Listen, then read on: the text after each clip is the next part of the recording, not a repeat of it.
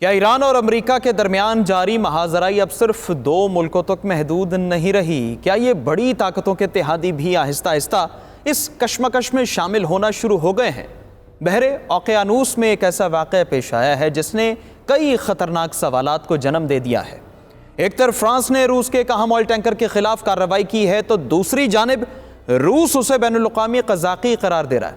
سوال یہ ہے کہ کیا صرف یہ ایک قانونی تنازعہ ہے یا پھر عالمی طاقتوں کے درمیان بڑھتی ہوئی کشیدگی کا نیا مرحلہ، کیونکہ مشرق وسطیٰ میں ایران کے گرد گھیرا مزید تنگ ہوتا دکھائی دے رہا ہے۔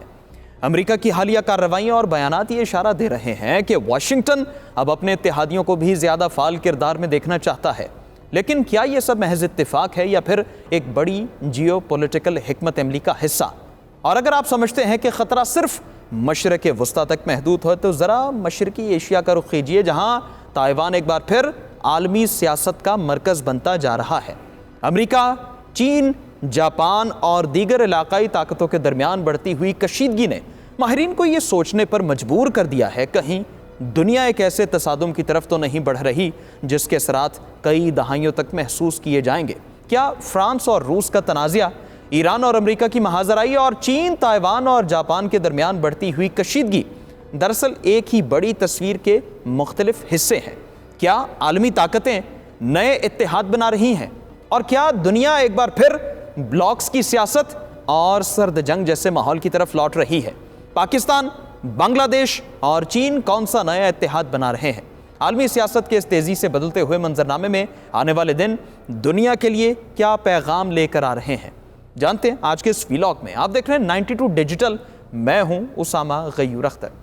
ناظرین، بحر اوقیانوس میں پیش آنے والے ایک واقعے نے عالمی طاقتوں کے درمیان جاری کشیدگی کو ایک نیا رخ دے دیا ہے۔ فرانسیسی بحریہ نے اتوار کی صبح عالمی پابندیوں کی زد میں آنے والے ایک روسی آئل ٹینکر کو اپنے قبضے میں لے لیا ہے، جس کی تصدیق فرانسیسی صدر ایمینوئل میخواں نے بھی کر دی ہے کہ بحر اوقیانوس میں کیا گیا یہ آپریشن برطانیہ سمیت متعدد بین الاقوامی شراکت داروں کے تعاون سے سر انجام دیا گیا ہے۔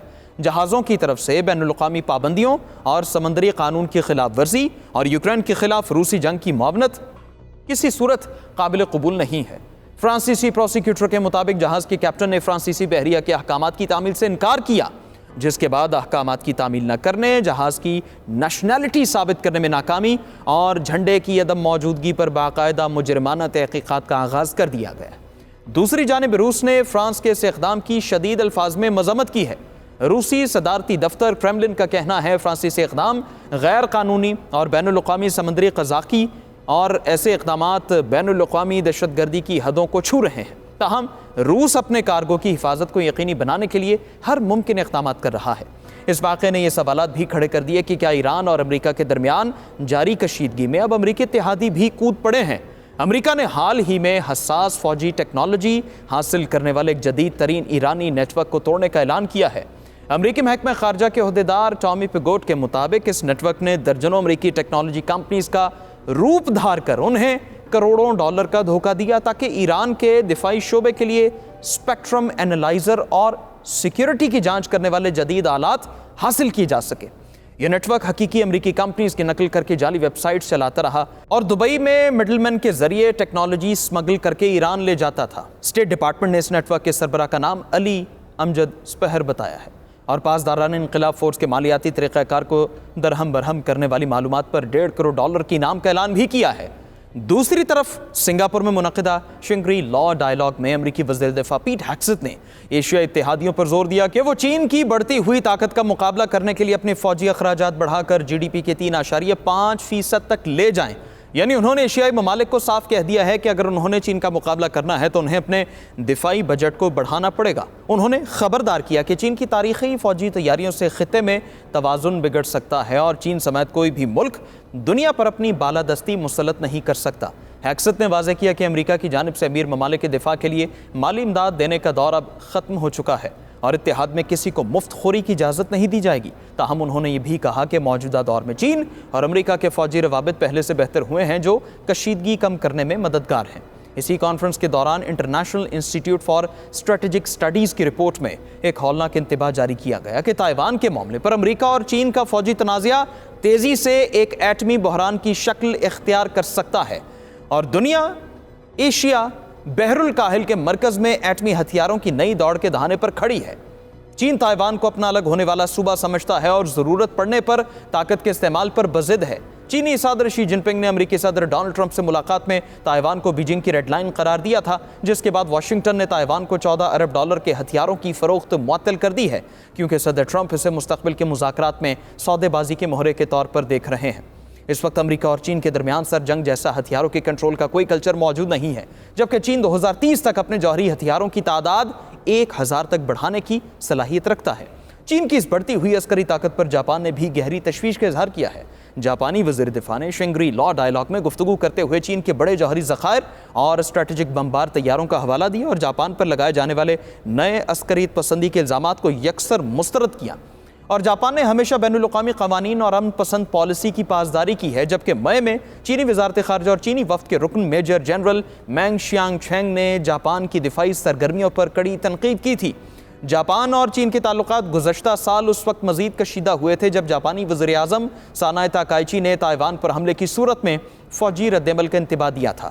جاپان نے اب اپنی پالیسی بدلتے ہوئے مہلک ہتھیاروں کی برآمد پر عائد پابندی ختم کر دی، تاہم کوئی زومی کا کہنا ہے کہ اتحاد ہی دفاع کو مضبوط کرتا ہے، اور اگر امریکہ اور یورپ کے درمیان اختلافات پیدا ہوئے تو بعض طاقتیں اس کا فائدہ اٹھائیں گی۔ ناظرین، یہ تمام تبدیلیاں ایک ایسے وقت میں ہو رہی ہیں جب گزشتہ 2.5 دہائیوں میں دنیا بھر میں 56 مسلح تنازعات جنم لے چکے ہیں اور عالمی ماحول غیر یقینی کا شکار ہے۔ ایک طرف امریکہ طویل دور دراز جنگوں میں مصروف رہا تو دوسری طرف چین نے بیلٹ اینڈ روڈ انیشیٹو جیسے منصوبوں اور روس کے ساتھ مل کر گریٹر یوریشین فریم ورک کے ذریعے ایک کثیر قطبی دنیا کی بنیاد رکھی ہے۔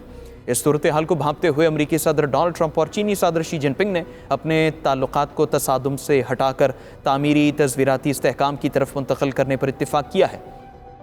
اس بدلتے ہوئے عالمی اور علاقائی نظام نے جنوبی ایشیا کی جیو پالیٹکس کو بھی یکسر بدل دیا ہے۔ ماضی میں انڈیا نے خود کو امریکی انڈو پیسیفک حکمت عملی کا مرکز جزو بنا کر کواد کے ذریعے پاکستان اور چین کو تنہا کرنے کی کوشش کی تھی، لیکن حالیہ حالات نے امریکہ کے لیے انڈیا کی اہمیت کو کم کیا۔